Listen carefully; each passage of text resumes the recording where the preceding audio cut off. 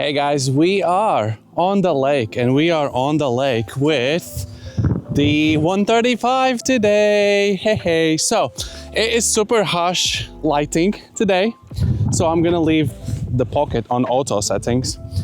I'm gonna be skating around. Ma&Ri's gonna try and take some photos. I'll be skating towards, skating away, maybe some snow action and things like that, like side shooting, high speed shuttering, focus testing, and then we'll do some video tests probably as well, maybe some slow-mo, things like that. I don't know if it all makes sense. You guys are going to be sitting somewhere on the sidelines watching this, and Ma&Ri's set my Sony A7R3 on a high plus. I don't know how many FPS that is, but she's just going to be bursting away. You will see the pictures.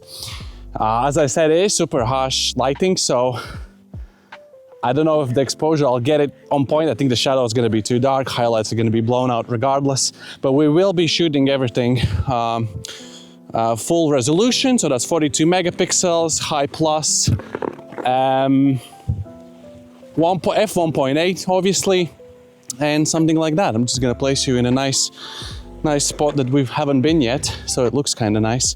And I guess here we go.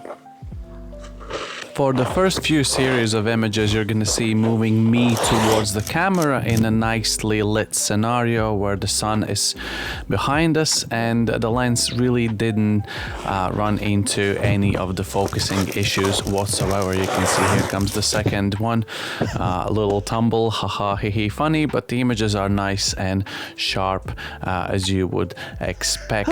Now for the next one, we are gonna be setting up for a little kind of side to side. The pocket decided suddenly not to track me, so well, there I go, from left to right. And since we are not really moving out of the focal plane, I guess the focusing wasn't really that much difficult on the lens side. Here we're just laying down some markers on the ice, so I know where I'm going to be skating. Ma&Ri knows where I'm going to be going, and this is the first backlit scenario. And I did bring exposure. I did some Lightroom editing on these images so you can see better.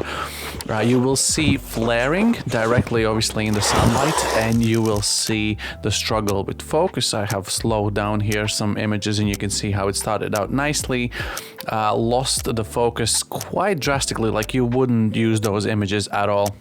And then for the last one, again, it reacquired because, well, we kind of stopped moving. And here we set up for yet another left to right, again going through the frame.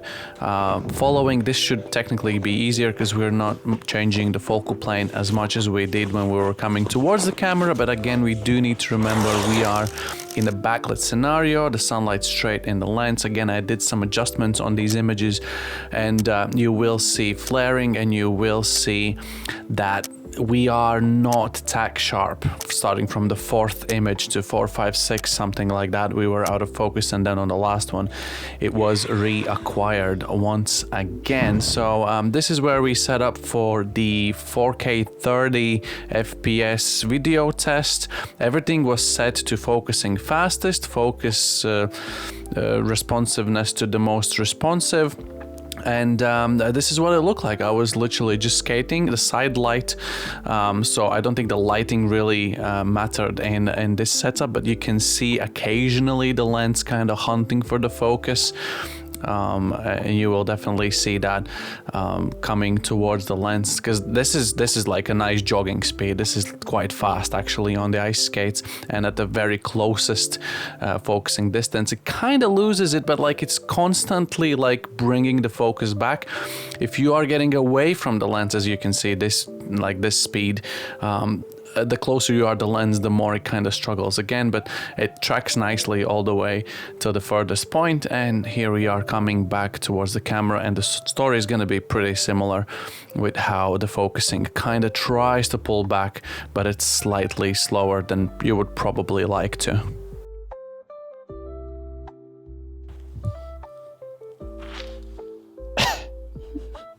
This is going in the video. So we've done some, I guess you can say, autofocus testing, and like in general how the lens performs in a little bit of a backlit scenario and a better maybe lit scenario when the subject is moving, let's say towards the camera or like sideways through the frame. The same goes for the backlit shot, a little bit of autofocus testing. I was skating, I wouldn't say like lightningly fast, but you know, considerably faster than someone would walk. You could call it like almost a casual jog. And then you've already seen how the focus held up there at the very closest distance, which is like 0.7 meters or something. It kind of loses it a little bit, but then it reacquires again. If there's going to be anything else to say about like the images or the videos or whatever, then I've probably already put it in the video, either a voiceover or some writings on the screen itself, for example, what video mode we'd use and like the AF responsiveness and things like that. But yeah, I'll keep extensively using this lens. Hopefully soon we'll get some photo shoots rolling in as well.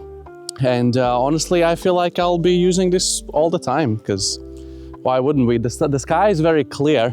I could actually take a time tonight and perhaps try and shoot Orion's Nebula or something like that, as I've done before with my 85mm Viltrox, with surprisingly good results without the star tracker. So I'm guessing with this one, it will probably be even a teeny tiny bit better. But yeah, thank you so much for watching, guys. Again, do not forget to subscribe if you're interested in any of the Sony, I don't know, third-party lenses or photo shoots or whatever. And yeah, I'll see you guys in the next one. Goodbye.